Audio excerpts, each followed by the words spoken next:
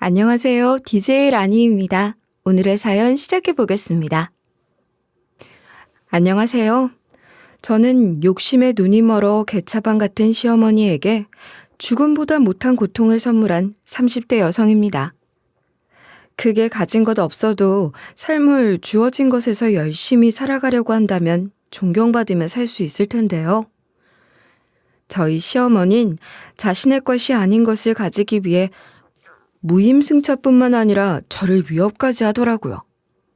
하지만 치밀하지도 못하고 정보력도 없어서 금방 들통나게 되었는데요. 어떻게 어머님이 이런 생각까지 하게 되었는지 그 만행을 세상에 알리고 싶었어요. 그 어떤 막장 드라마보다 더 막장인 제 사연을 듣고 저희 시어머니 욕 많이 해주시고요. 많은 교훈을 느끼셨으면 좋겠습니다. 처음부터 이상한 시어머니였는데 그때는 왜 그런 것을 알아차리지 못했나 몰라요. 시댁은 정말 잘 살았어요. 아버님이 하시는 사업이 꽤 컸거든요. 그래서 그런지 저희 시어머니는 많은 돈으로 꾸미시는 걸 좋아하셨어요. 제가 시어머니 처음 봤을 때 무슨 복부인 마냥 정말 화려하게 치장하셨는데 저한테 잘 보이려는 게 아니라 제 기선을 제압하고 싶으셨던 것 같아요. 왜냐하면 저희 집도 시댁과 견줄 만할 정도로 부유하거든요. 엄마는 유명한 갈비집을 하세요. 한평생 주부셨던 엄마가 아빠 돌아가시고 갈비집을 개업했는데요. 개업하자마자 금세 맛집으로 유명해졌고 그 덕에 부족함 없이 살 수 있었습니다. 양가 모두 금전적으로 여유가 있어서 저희 결혼할 때 모든 걸 최고급으로 했어요. 사실 그걸 원했던 건 시어머니였죠. 제 친구 아들이 결혼할 때 최고급으로 했어요. 그렇게 하니까 보기도 좋더라고요. 저나 사돈이나 둘 다 금전적으로 여유가 있으니까 고급스럽게 준비했으면 해요. 아마 새아가 친구들 사이에서도 누가 더 좋게 하고 누가 더 못했는지 비교 대상이 될 수도 있어요. 친구들 사이에서도 그런 거 얼마나 쪽팔리는데요. 그러니까 혼수도 예단도 뭐든 다 고급스럽게 했으면 합니다. 양쪽 집안 다 금전적으로 여유가 있으니 해주는 건 문제가 아닌데요. 저는 비교 대상보다 첫 출발하는 애들에게 좋은 선물을 준다는 의미로 준비할게요. 사돈이 말이 잘 통해서 좋네요. 네, 그럼 결혼식은 무조건 5성급 호텔에서 올려야 하고요. 예단을 리스트 짜서 보낼 테니까 사돈도 받고 싶은 것들이 있으면 적어서 보내주세요. 집은 애들 회사를 기준으로 보면 강남 쪽이 좋겠네요. 혼수는 알아서 준비하시겠지만 그릇 하나 포크 하나까지 다 최고급이었으면 좋겠습니다. 집들이 할 때 쪽팔리면 안 되잖아요. 최고급 물으시면 저에게 물어보시고요. 걱정 마세요. 제가 그런 안목은 있습니다. 그럼 예단 리스트 짜서 보내주세요. 저도 리스트 보내드릴게요.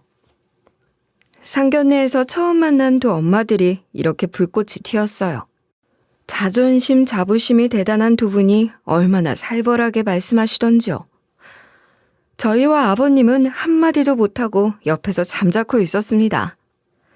그 결과 무조건 최고급을 좋아하시는 시어머니 때문에 입이 떡 벌어질 정도로 좋은 것들로만 채운 결혼식을 올렸어요. 사실 저희들은 그렇게 많은 돈을 버는 직업이 아니기 때문에 적당히 하고 싶었는데요. 시어머니가 저렇게 요구를 하니 저희 엄마는 해달라는 대로 해줘야 하는 게 결혼이라며 원하는 대로 맞춰주셨어요. 그렇게 결혼식은 돈을 많이 쓰긴 했지만 잘 지나갔어요. 결혼 후에 저희 부부는 쌍둥이를 낳았고요. 남편은 공기업을 성실히 잘 다니며 가정에 충실했어요. 여기까지 들어보면 돈 많은 양가에 아이도 잘 낳고 남편도 순해서 별다른 고민 없이 살만하다고 생각하실 텐데요. 저도 한평생 이렇게 살 줄 알았습니다. 하지만 고난은 예상하지 못했을 때 찾아오더라고요. 애들이 3살 정도였을 때예요. 시아버지의 사업이 안 좋았고요. 망해가는 회사를 살려보겠다고 여기저기서 돈을 끌어 쓰셨나 봐요. 하지만 갚을 수 없자 아버님의 모든 재산에 압류가 걸렸고요. 그 충격으로 아버님도 돌아가시게 되었어요. 그때부터 제 팔자도 꼬인 것 같아요.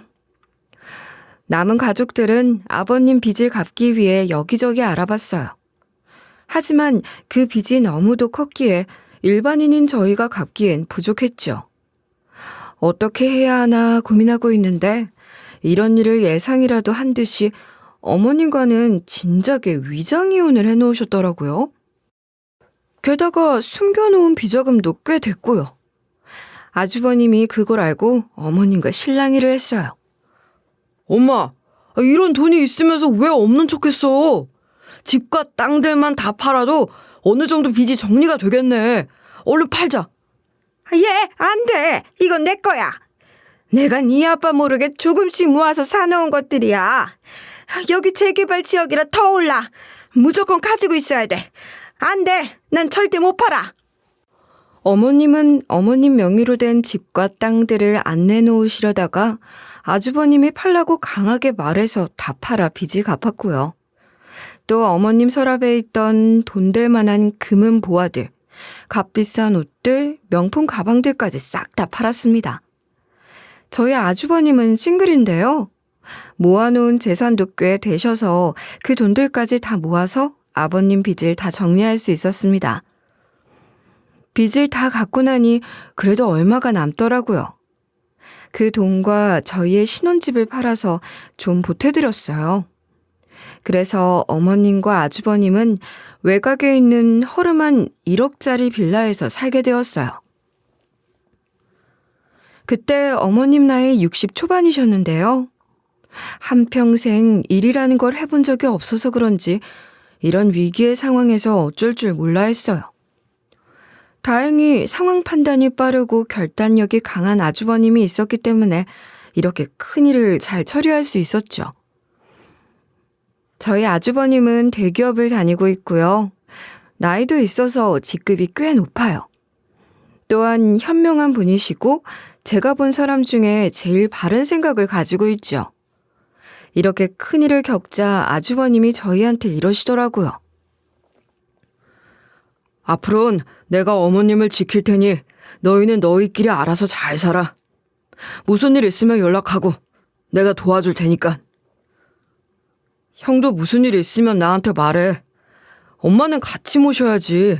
너무 혼자 짐을 지려고 하지 마. 책임감이 강한 아주버님은 저희를 배려해서 어머님은 자기가 지킨다고 하셨지만요. 아무리 대기업에 다니는 아주버님이라지만 매달 200만 원씩 어머님께 용돈으로 드리고 있더라고요. 저희도 힘을 보태고자 50을 드리게 되었는데요. 그런데요, 여러분, 60대 노인이 한 달 동안 250만 원 정도면 모자란 금액이 아니잖아요? 그런데 씀씀이가 보통이 아닌 저희 시어머님은 아닌가 봐요. 한평생 사모님 소리 들으며 펑펑 쓰고 살았는데 아들들이 준 250이 성에 안 찼나 봐요. 어머님 현재 재정 상태 파악 못하시고 큰아들한테 신용카드 만들어 달라고 했다더라고요.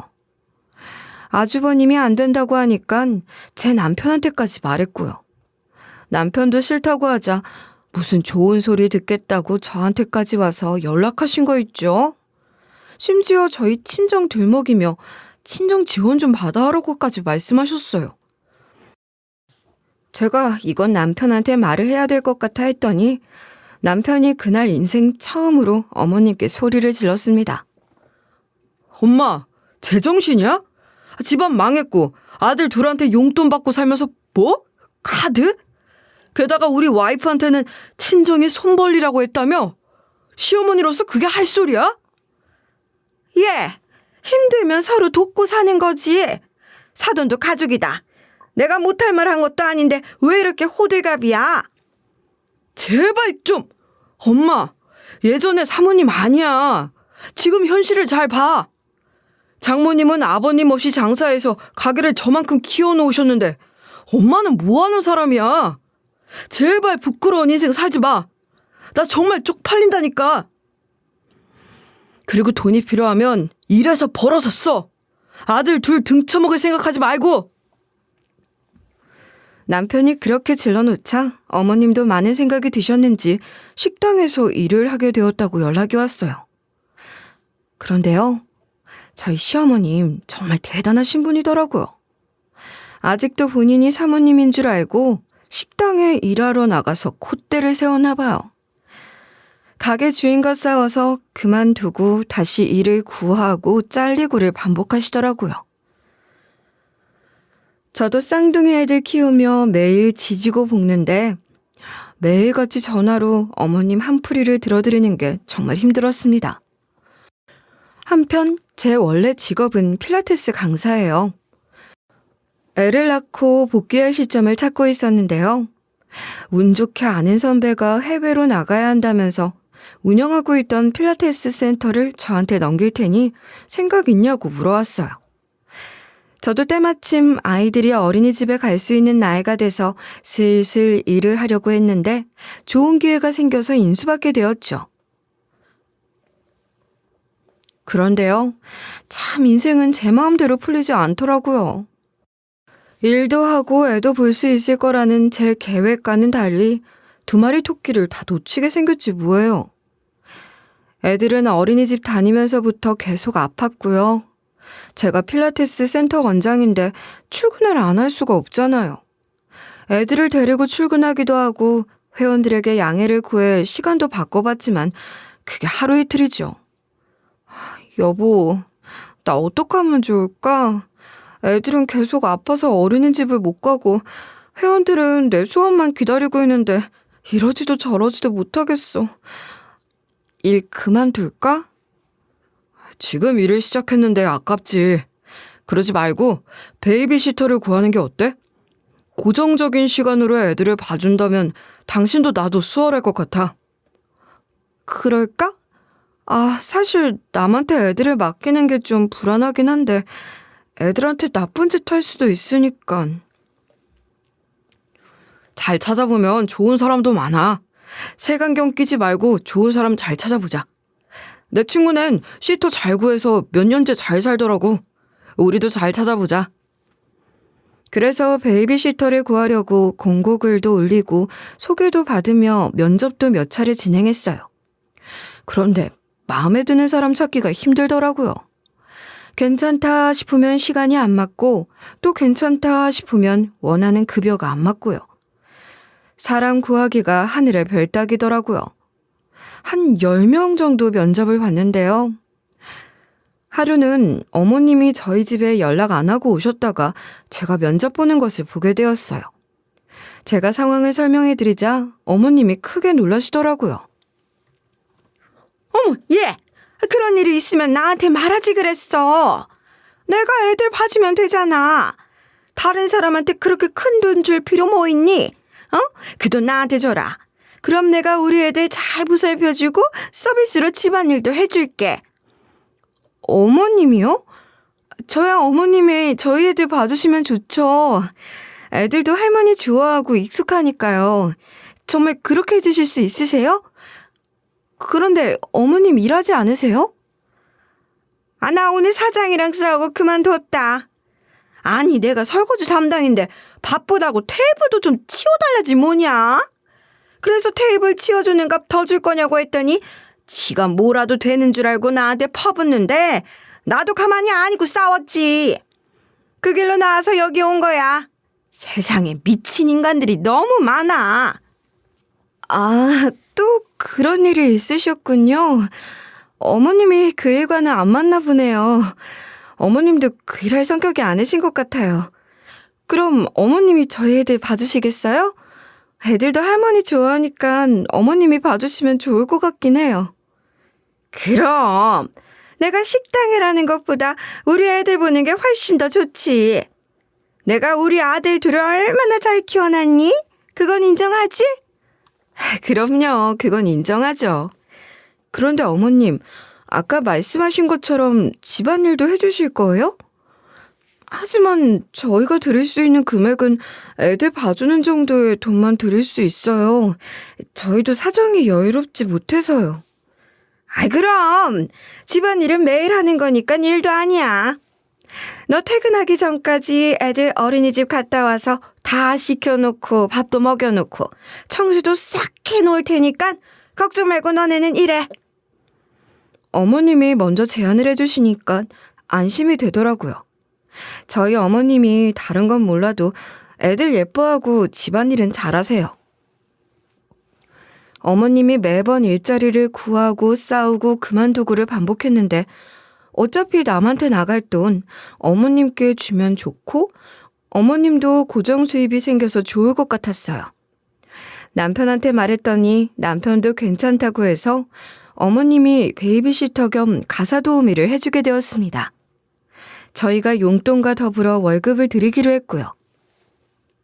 애들은 할머니가 매일 집으로 와서 자기들 봐주니까 너무 좋아하더라고요. 덕분에 저도 남편도 마음 편히 일을 할 수가 있었죠. 어머님은 의외로 일을 잘하셨어요. 아침에 저희 집으로 오셔서 애들 등원을 하셨고요. 제가 퇴근하고 오면 어머님이 애들 밥 다 먹여놓고 싹 식혀놓고 집안도 싹 다 치워놓으셔서 제가 너무 편했어요. 그래도 60 넘은 할머니 혼자 말 많은 쌍둥이들을 혼자 보는 게 쉽지 않잖아요. 감사하고 죄송스러운 마음에 퇴근하면 집으로 바로 달려와 어머님을 조금이라도 빨리 보내드리려고 했어요. 하지만 남편은 어머님이 일하는 것에 불만이 많았나 봐요. 어머님이 점점 힘에 부치시는 건지 아니면 해이해진 건지 언제부턴가 집안일이 안 되어 있고요. 애들도 하원하면 샤워도 안 하고 밥도 안 먹고 TV만 보고 있더라고요. 그래도 저는 애들 안전하게 잘 봐주시는 것만 생각하고 있었는데요. 어느 날 퇴근 후 집에 왔는데 어머님과 남편이 싸우고 있지 뭐예요? 왜 그래? 무슨 일이야? 어머님, 이 사람은 왜 이래요? 저한테도 말씀해 주세요. 엄마는 말 못할 거야. 내가 말할게. 그동안 애들이 저녁밥으로 뭘 먹었는지 알아? 젤리랑 과자, 음료수 이런 것만 먹었어. 내가 본 것만 봐도 며칠째야. 초반에만 엄마가 애들한테 잘해줬는데 이제 애들 거들떠보지도 않아. 며칠 전엔 찬밥을 차가운 국에 대충 말아줘서 우리 애들 배탈 났었잖아. 내가 그때도 말 안 하고 넘어갔는데 이건 너무 심해. 아이들이 밥을 안 먹는다는 걸 내가 어떻게 아냐? 난 먹으라고 했어. 그런데 안 먹겠다고 하니까 젤리라도 먹으라고 준 거지. 애들이 안 먹는다고 먹고 싶은 것만 주면 그게 보호자야? 그건 방치야. 아동학대라고. 그리고 당연히 엄마가 해야 할 일들도 와이프가 오면 엄만 다 놓고 가잖아. 전에 보니까 설거지하다가 이 사람 오니까 바로 고무장갑 빼고 이 사람 시키더라? 이거 해라 저거 해라 잔소리만 하고 이거 모두 엄마가 할 일이야. 어머머, 얘 좀 봐. 애미가 나보고 설거지 자기가 한다고 달라고 했어. 그래서 준 건데 얘 말하는 것 좀 봐. 그건 이 사람이 배려한 거지. 처음 몇 번은 이 사람이 달라고 하니까 준 거 아는데 어느 순간부턴 아예 이 사람한테 다 맡기더만. 도대체 집에서 엄마가 하는 게 뭐야? 적어도 애들은 잘 케어해줘야 되는 거 아니야? 우리가 그렇게 신신당부했고 돈도 시세보다 더 드리는데 엄마 우리한테 도대체 왜 그래? 얘 누가 보면 내가 애들 때리고 굶기는 줄 알겠다. 너 말 너무 서운하게 한다. 그럼 네 새끼들 너네가 보던지. 정말 중간에서 난처했어요. 저는 어머님이 일을 개판으로 하더라도 저희 애들 봐주셨으면 했거든요. 애들 아플 때면 어머님이 온전히 하루 종일 애들 다 봐주시는데 제가 맘 놓고 맡길 데가 어딨어요. 어머님이 애들 안 봐준다고 하면 다음날 저희 부부 둘 다 출근해야 하는데 어떡해요. 사람 구하는 게 보통 힘든 일이 아니잖아요. 어머님을 잘 달래서 모셔다 드리고 남편과 진지하게 얘기했어요. 전 솔직히 어머님이 그럴만 하니까 그러겠지 싶거든요. 저도 애 키우면서 얼마나 힘들었는데요. 안 먹으려는 애들 억지로 먹이기 진짜 힘들잖아요. 컨디션이 안 좋을 땐 샤워도 안 한다고 떼를 부려서 저도 안 씻긴 적도 있어요. 게다가 쌍둥이라 더 힘든데 그걸 겪어봤기 때문에 어머님이 이해가 되었어요. 남편한테 어머님께 뭐라고 하지 말라고 했고 남편도 지켜본다고 하더라고요. 그렇게 그 사건은 일단락 되었습니다. 한편 일하느라 애들 챙기느라 어머님 눈치 보느라 친정에 소홀했더니 엄마가 먼저 전화가 왔어요. 간단한 안부 인사 주고받다가 엄마가 의외로 재미있는 얘기를 해주셨어요. 아니, 부동산에서 하도 엄마 건물하고 갈빗집 감정 한번 받아보자고 해서 이번에 가게 가치와 건물의 가치를 전문가한테 점검받았어.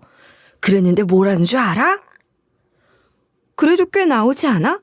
핫한 동네고 건물도 꽤 크고 리모델링도 다 했잖아. 갈비집도 잘 되고 있으니까 꽤 좋은 가격 받았을 것 같은데?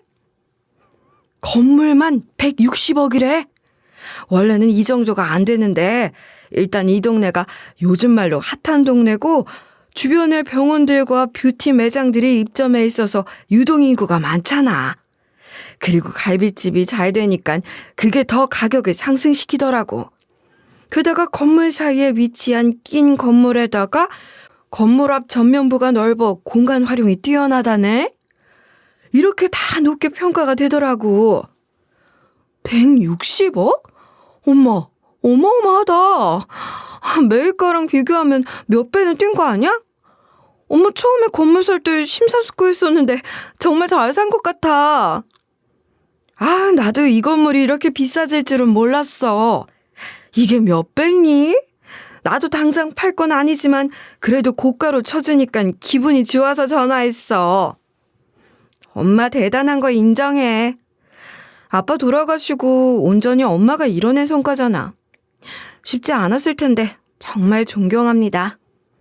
그런데 엄마, 이제 돈도 많이 벌고 돈도 많으니까 제발 추우면 보일러 좀 틀고 아프면 제때 병원 좀 가고 새 옷도 사 입어. 응?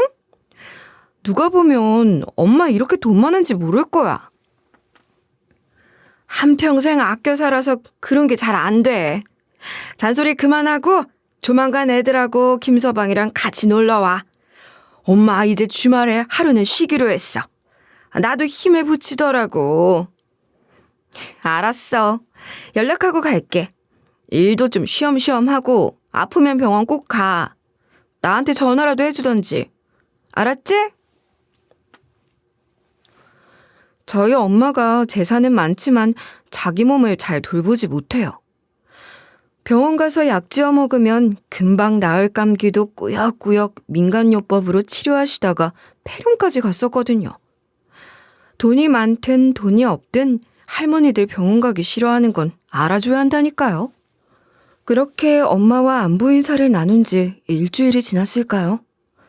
센터에서 일을 하고 있는데 엄마 가게에서 같이 일하는 직원분한테 가게 전화로 전화가 왔어요. 엄마가 돌아가셨다고요. 병원에 헐레벌떡 뛰어갔는데 이미 엄마는 돌아가신 상태였고요. 사인은 심장마비였어요. 너무 충격적인 일을 겪어서 엄마의 모습을 보고 잠깐 정신을 잃기도 했고요. 깨어나서도 하도 많이 울어서 탈진해 여러 번 쓰러질 정도로 엄마의 죽음은 감당할 수 없을 정도로 충격적이었습니다. 제가 무남동녀 외동딸이라 장례를 함께 치를 형제가 없어요. 제가 의지할 사람이 누가 있겠어요. 남편밖에 없죠. 딸인 제가 충격에 정신을 놓아서 엄마의 장례식을 제대로 지키지 못했는데 그 빈자리를 남편이 다 채워줬어요. 저는 울고 쓰러지고 하는 것밖에 한 게 없는데 남편도 장례식이 처음일 텐데 침착하게 화장부터 납골당까지 다 잘 처리하더라고요. 그리고 장례식에 엄마의 변호사가 조문을 와서는 제게 중요한 말을 전해주었어요. 갑작스러운 보고에 많이 힘드실 거라 생각됩니다. 그래도 일은 잘 처리해야 되기에 간략하게 말씀을 드릴게요. 김정래 씨의 재산이 상당히 있다는 것 아시죠? 대한민국 민법에 따라 부모님이 돌아가시면 자식이 상속을 받게 됩니다. 지금은 정신이 없을 테니 장례가 끝나고 저한테 따로 연락을 주시길 바랍니다. 지금 너무 정신이 없긴 해요.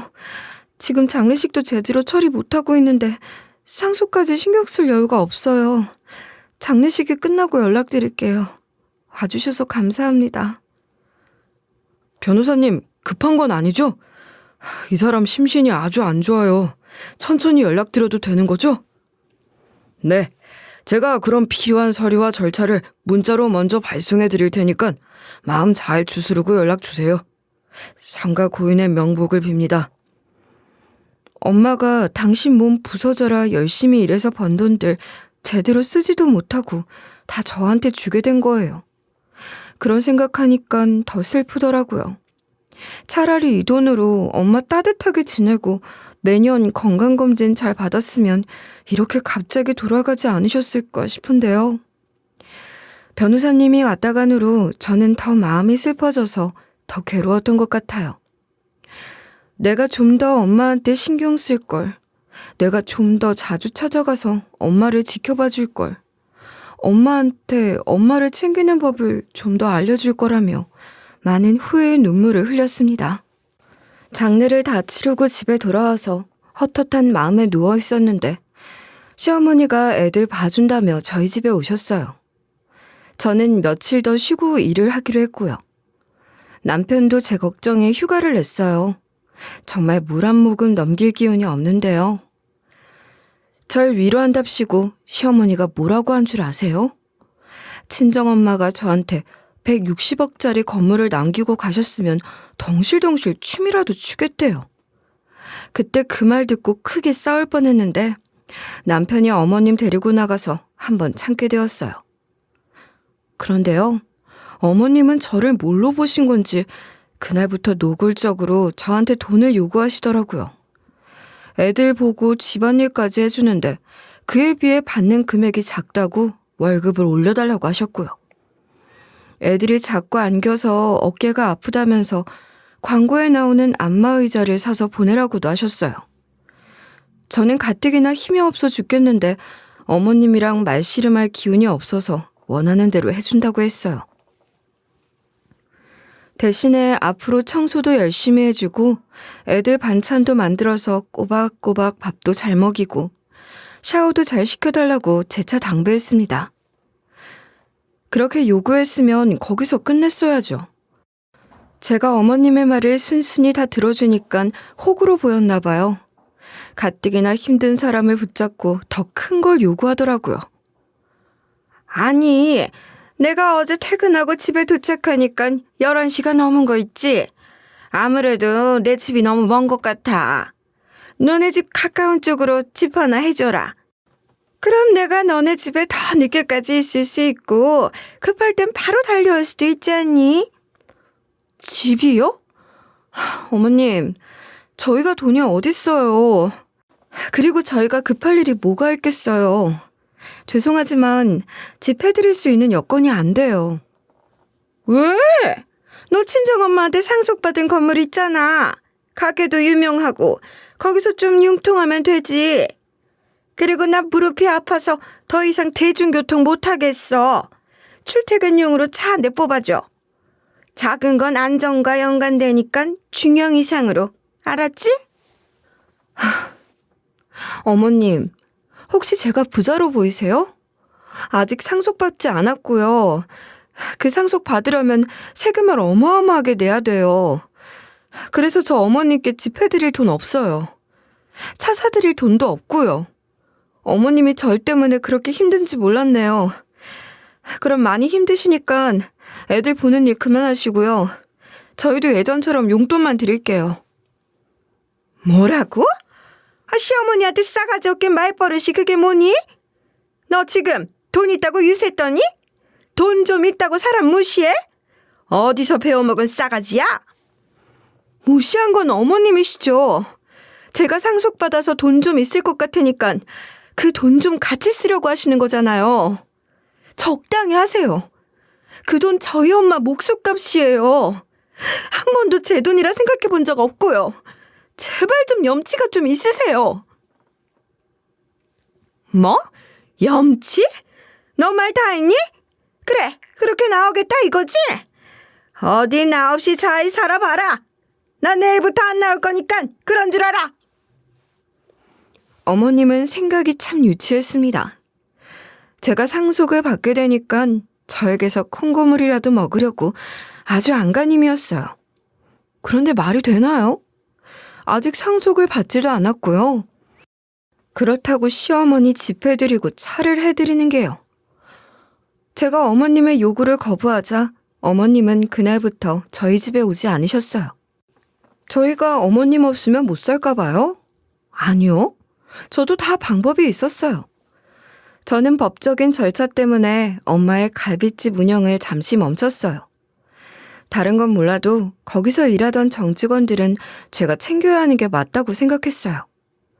엄마가 돌아가시면서 일 잘하고 있던 직장을 한순간에 잃게 된 거니까요. 그래서 그분들에게 저희 애들 케어와 집안 살림을 맡겼어요. 몇몇 분들은 제 필라테스 센터에서 사소한 일들을 도와달라고 했고요. 다행히 그분들도 적극적으로 일하고 싶어 하셨고요. 그 덕에 저희 과정과 일을 문제없이 지켜갈 수 있었습니다. 제가 얼른 상속 문제를 처리해야 그분들이 안정적으로 일할 수 있기 때문에 변호사를 만나서 법적인 문제를 처리하고 있었어요. 일을 하면서 틈틈이 변호사를 만나서 일을 처리하고 있었는데요. 예상치 못한 별일이 벌어졌습니다. 한 남자분이 저희 센터 회원으로 등록을 했어요. 제 수업을 고정적으로 들으시는 걸로 접수하셨고요. 첫 수업도 진행했죠. 그런데 수업을 성실히 받지도 않고 뭔가 다른 볼일이 있다는 생각이 들었어요. 하지만 저만의 착각일 수도 있으니까 따로 물어보진 않았습니다. 그런데 며칠이 지나자 그 의도를 알게 되었어요.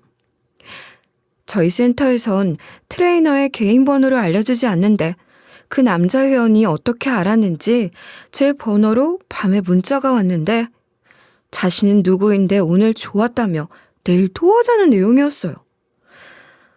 이건 누가 봐도 오해의 소지가 있잖아요. 저는 대응하지 않고 다음날 그 사람을 만나 직접적으로 말했어요. 회원님, 혹시 제 번호는 어떻게 하셨어요? 혹시 저희 센터에서 알려줬어요? 저희 선생님들은 번호를 알려준 적이 없다고 하던데요? 전화번호 알아내는 건 쉬워요. 언제나 목마른 사람들이 우물을 파는 거니까요. 저 선생님 좋아해요. 그래서 번호를 따로 알아봤어요.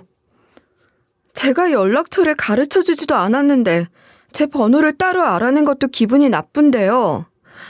오늘 좋았다뇨? 이런 문자는 오해의 소지가 다분한데요? 저는 오늘 수업 좋았다고 말한 건데 무슨 생각을 하시는 거예요? 에이, 쌤, 왜 그러세요? 저는 쌤하고 잘 지내고 싶어요. 무섭게 화내지 말아요. 쌤도 저 좋아하시잖아요. 다 알아요. 어머, 왜 껴안으세요? 저기요, 저번부터 은근하게 스킨십 하시는데 더 이상은 안 되겠네요. 성추행으로 고소하기 전에 그만 가세요. 환불해 줄 테니까요. 세상에 살다 별일을 다 겪는다면서 그 회원을 퇴소 신청했어요. 마음도 몸도 지친 상태에서 퇴근을 했는데요. 그날 밤 어쩐 일로 시어머니가 우리 집에 와 계시더라고요. 애들은 거실에서 놀고 있고 일하는 분은 퇴근시켰는지 안 보이고 남편과 시어머니가 식탁에 앉아서 이야기를 나누고 있었는데 분위기가 좋지 않았습니다. 어머님은 뭔가 재미있다는 표정이었고요. 남편 얼굴이 사색이 되어 있었어요. 무슨 일일까 순간적으로 걱정이 되는데 남편이 다짜고짜 저한테 바람이 났냐고 묻더라고요. 얘기를 들어보니 제가 바람이 났다고 시어머니가 그런 말을 했대요. 제가 오히려 무슨 말이냐고 되물었어요. 그러자 저희 센터 남자 회원이 저한테 보낸 문자와 언제 찍었는지 남자 회원이 저한테 은근한 스킨십을 할 때 찍은 사진을 보여주더라고요. 남편은 진실을 물었고 저는 그때서야 요즘 일어난 일들이 어머님의 계략이라는 걸 확신했어요. 예전에 아주버님 여자친구가 마음에 안 들어서 헤어지게 만들었다는 이야기를 듣긴 했었는데 어머님이 이런 식으로 일을 꾸미는 무서운 사람인 줄은 몰랐어요. 저는 그 무릎에 대답을 하지 않고 바로 그 남자 회원한테 전화를 걸었죠. 저기요, 회원님, 다 알고 전화했어요. 저희 어머님이 얼마 준다고 하던가요? 제가 그 2배를 줄 테니까 이 일을 저희 어머님이 시켰다는 거 증언해 주실 수 있으실까요? 2배요? 네, 그럼 제가 200만 원 받기로 했으니까 400만 원 주시는 거죠? 시어머니 되시는 분이 저와 불륜을 저질러서 샘을 유착 배우자가 되게 해달라고 하셨어요. 그런데 이혼을 하게 되면 받는 재산이 커서 성공수당으로 50만 원 더 준다고 했는데 그것도 주시는 건가요? 아, 그러셨구나. 그런데 이렇게 일한 것도 범죄인 거 아시죠? 다음에 다시 전화할게요. 일단 끊어봐요. 어머님, 이게 무슨 소리죠? 저를 유책 배우자로 만들려고 하셨어요? 뭐라고? 엄마, 이게 다 무슨 말이야? 와이프 유책 배우자 만들어서 이혼시키려고 했어? 아들 이혼시키려고? 돈에 눈이 멀어서? 엄마 도대체 무슨 생각을 하는 거야? 얘들아, 미안하다. 내가 다 잘못했어. 돈에 눈이 먼 건 맞아. 내가 하도 돈이 궁해서 이렇게 사는 게 너무 답답해서 그랬어. 그런데 어머님, 그거 아세요? 상속재산은 이혼할 때 분할 대상이 아니에요.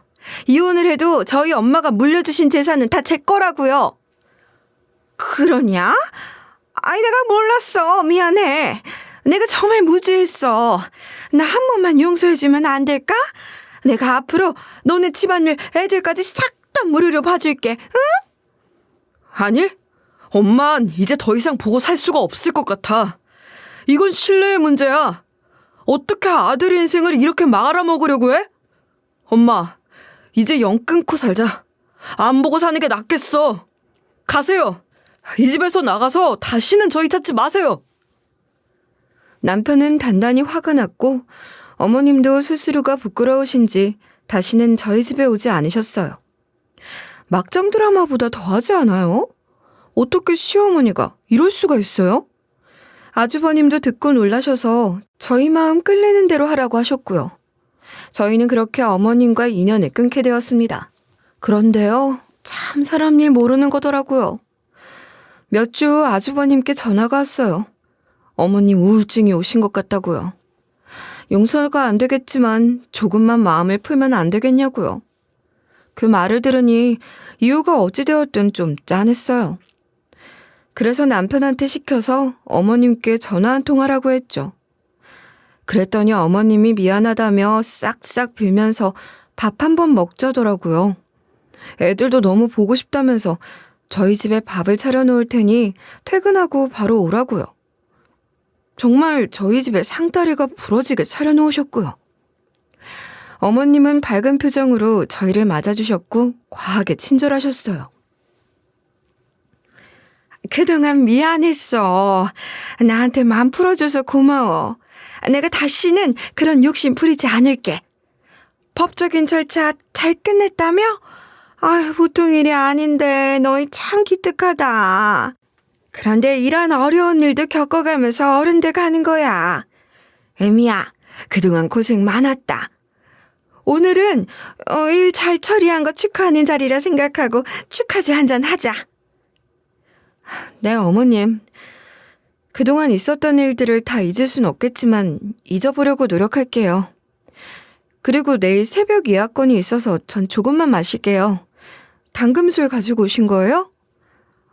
맞아. 이건 여자한테 좋은 약재가 많이 들어갔어. 한두 잔만 마셔도 몸이 좋아지는 걸 느낄 거야. 그럼 나도 따라줘.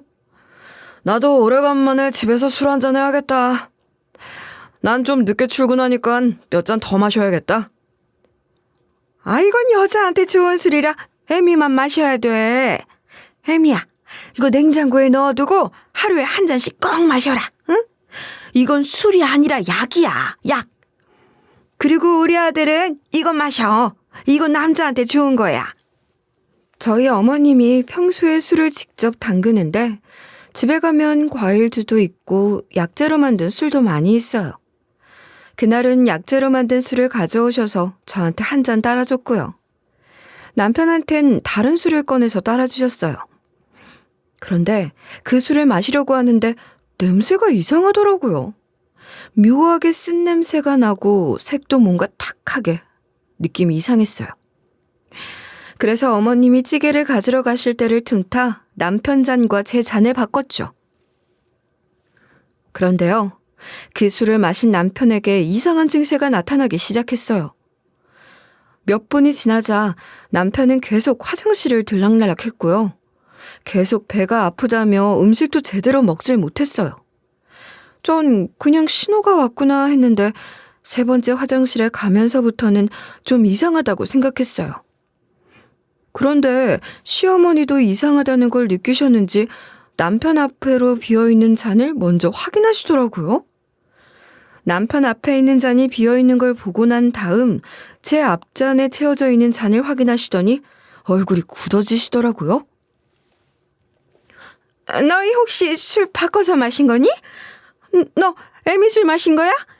이놈의 새끼야. 그걸 네가 왜 마셔? 천연이 마셔야 하는데. 네? 어머님, 그게 무슨 말씀이세요? 혹시 술에 못 타셨어요? 제가 마시면 무슨 탈이라도 나게끔 하신 거예요?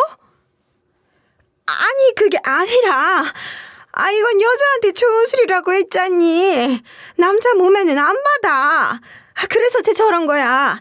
그래서 제가 저렇게 화장실을 가는 거고.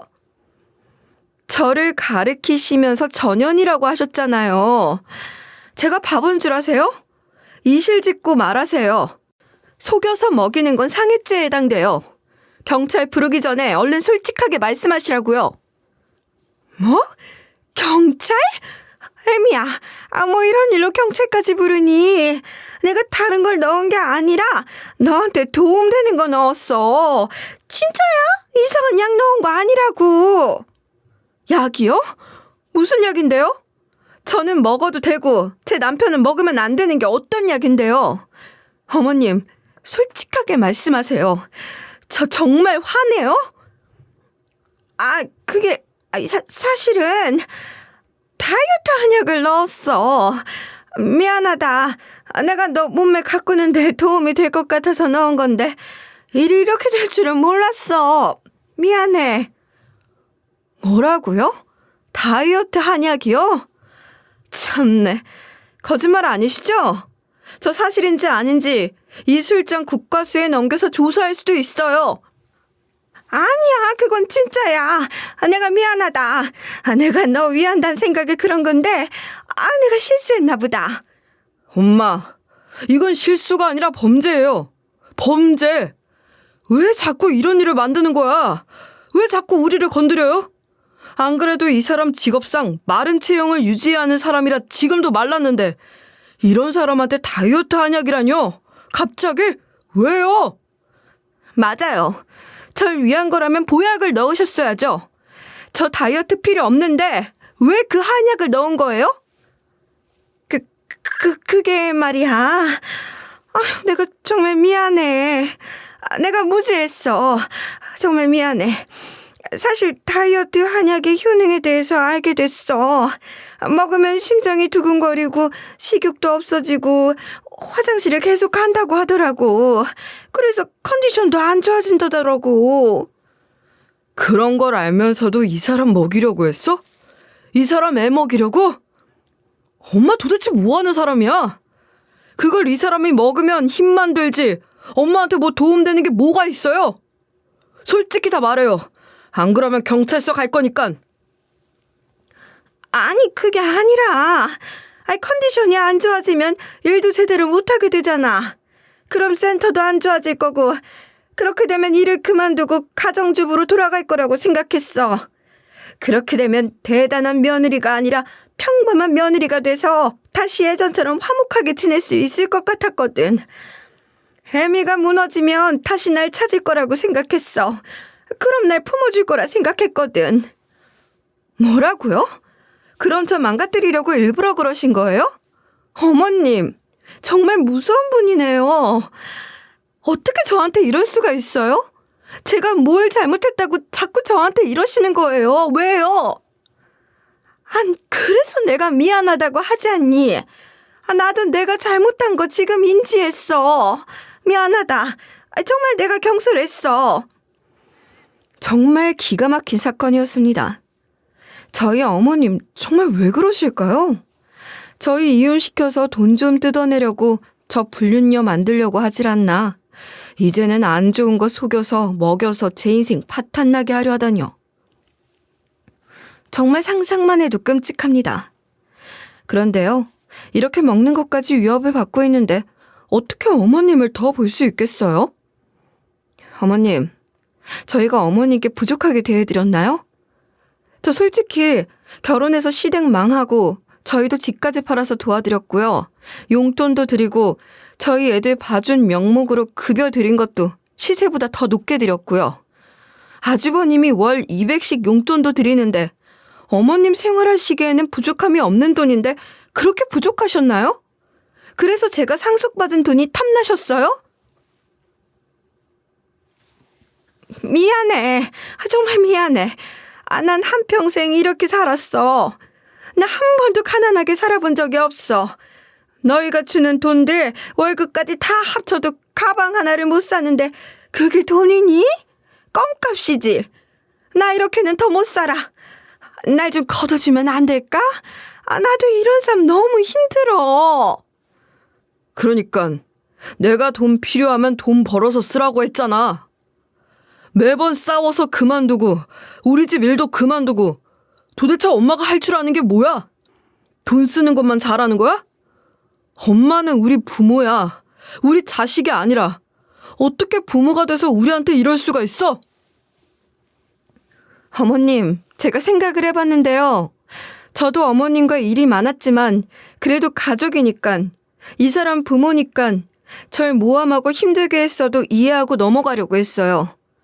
그런데요, 이제는 안 될 것 같아요. 이렇게 먹는 것까지 위협해봤는데 제가 어머님과 어떻게 밥을 먹고 웃을 수 있겠어요? 죄송하지만 저는 더 이상 어머님 뵐 일은 없을 것 같습니다. 나도 마찬가지야. 이번 건은 엄마가 심했어. 잘 살고 있는 아들 내외 무너뜨리려고 하지 말고 우리 빼고 엄마는 엄마 인생 살아. 모셔다 줄 테니까 지금 나가요. 그렇게 그날은 일단락 되었어요. 지금 생각해봐도 소름이 끼쳤어요. 제 생명까지 어머님이 위협할 수 있겠다는 생각이 들자 저는 좀 무서웠어요. 술에 탄 게 다이어트 약이 아닌 다른 거였어 봐요. 상상만 해도 끔찍해요. 어머님이 생각이 짧았다고 해도 이건 쉽게 넘어갈 문제가 아니었어요. 어떻게 며느리 인생을 무너뜨려서 자기가 살 생각을 해요? 그것도 과소비를 못해서 안달난 병을 며느리에게서 해결책을 찾는 게 너무 아니잖아요. 저도 그때 엄마 재산 상속받느라 정말 죽을 맛이었어요. 아무리 큰 재산을 상속받으면 뭐예요. 상속받는 것에만 세금을 어마어마하게 내야 했고요. 저희 같은 서민이 그런 돈이 어딨어요. 그래서 대출, 규제, 법적인 것들을 변호사와 함께 찾아가며 상의해서 얼마나 힘들게 상속 문제를 해결하고 있었는데요. 저 힘든 건 모르고 이런 법적인 절차 하나도 모르시고 단순히 건물의 가치만 보고 저에게 돈돈 거르시니 정말 정이 뚝뚝 떨어질 수밖에요. 저희 어머님 욕심 많으신 분인 건 알고 있었지만 이런 식으로 남의 재산에까지 탐을 낼 줄은 몰랐어요.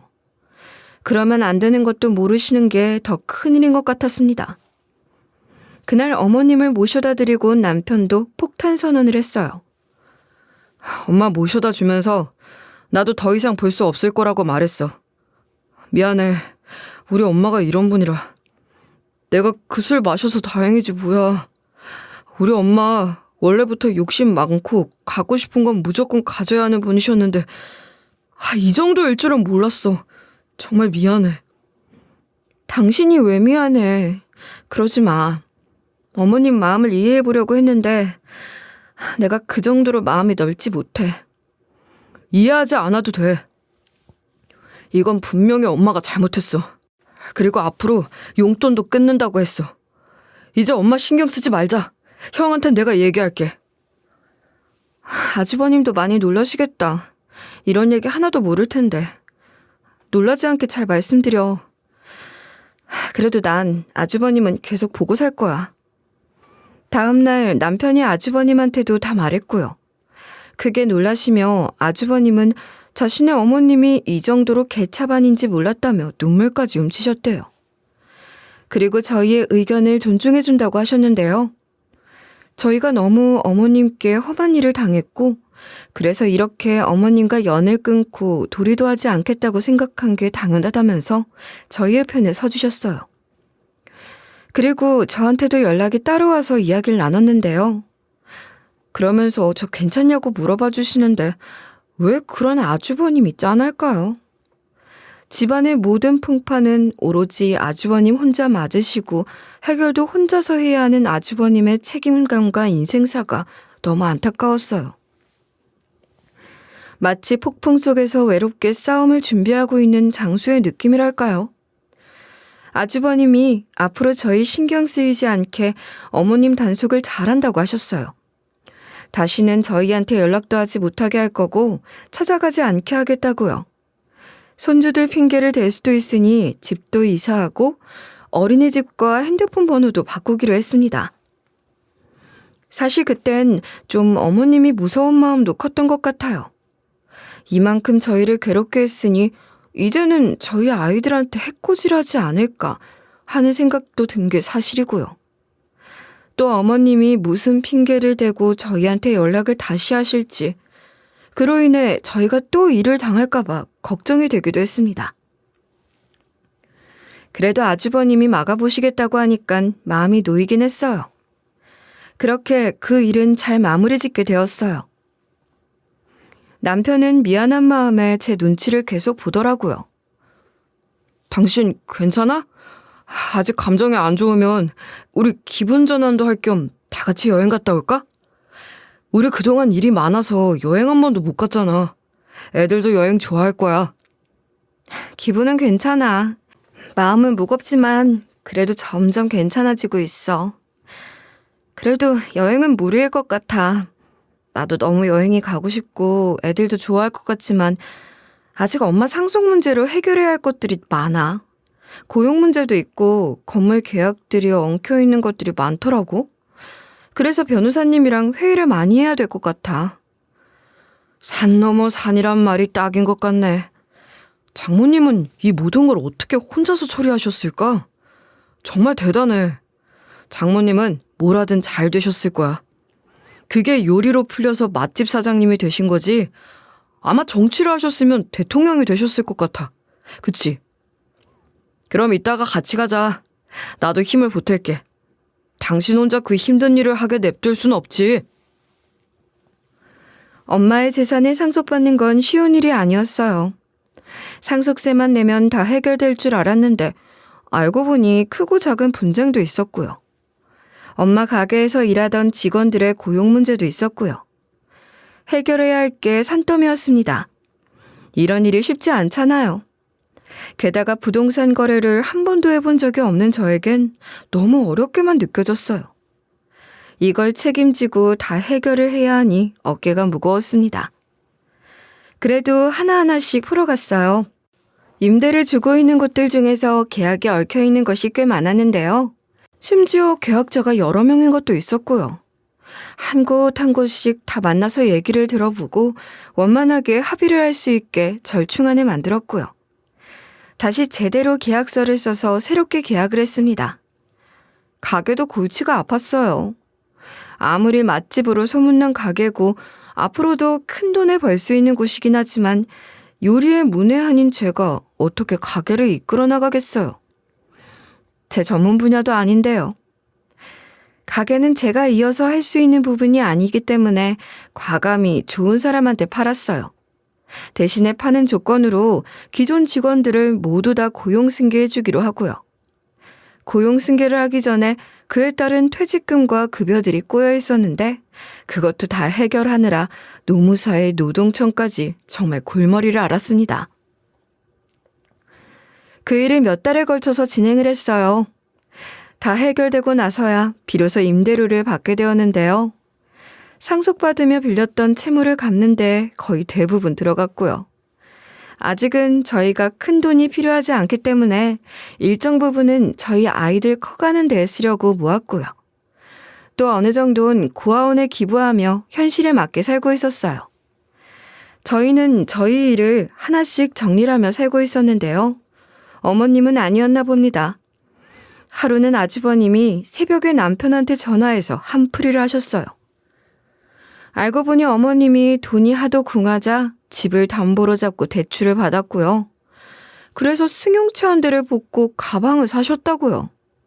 그런데 담보로 잡은 곳이 사금융이라서 이자가 불어나는데 사는 게 너무 버겁다며 그 점잖은 아주버님이 엉엉 우셨어요. 그래서 아주버님이 그만 힘들어했으면 하는 생각에 그러고 싶지 않았지만 어머님이 빌리신 사금융 돈은 저희가 갚아줬고요. 아주버님도 어머님과 같이 살다간 사달이 날 것 같아서 저희 엄마가 물려주신 건물로 아주버님을 이사시켰어요. 큰아들까지 없어지자 어머님이 저희도 찾고 큰아들도 찾으러 아들들 회사까지 찾아가고 난리였대요. 결국 경찰을 불러서 어머님을 제지시켰다고 합니다. 결국 어머님은 잘 키워낸 아들 둘을 모두 잃게 되셨어요.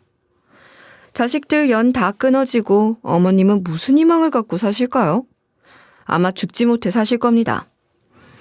왜 주어진 대로 삶을 살지 못하는 건지 어머님을 보면서 참 답답하더라고요. 그냥 가만히 있으면 순진하고 성실한 자식들이 알아서 잘 모실 텐데 하는 생각이 들었어요. 이를 저질러서 연을 끊게 만든 어머님이 안타깝긴 하지만 다시 돌이키고 싶은 생각은 없어요. 남은 인생 자신이 저지른 일들을 스스로 해결해 가시며 사시며 뒤늦게라도 깨달음을 얻길 바라고 있습니다. 저희 시어머니 참 힘들죠. 지금은 어떻게 살고 있을지 모르지만 집어릇 개 못 준다고 똑같이 사시겠죠. 남편의 부모라서 계속 마음이 쓰였는데요. 이제 신경 안 쓰려고요. 저 살기도 바쁜 인생이라 끄는 인연을 미련두지 말고 뒤돌아보지 않기로 했습니다. 막장 중에 막장인 제 사연 어떠셨나요? 정말 기가 막히죠. 여러분은 열심히 노력해서 얻어낸 삶을 사시길 바라며 여기서 인사드릴게요. 들어주셔서 감사합니다.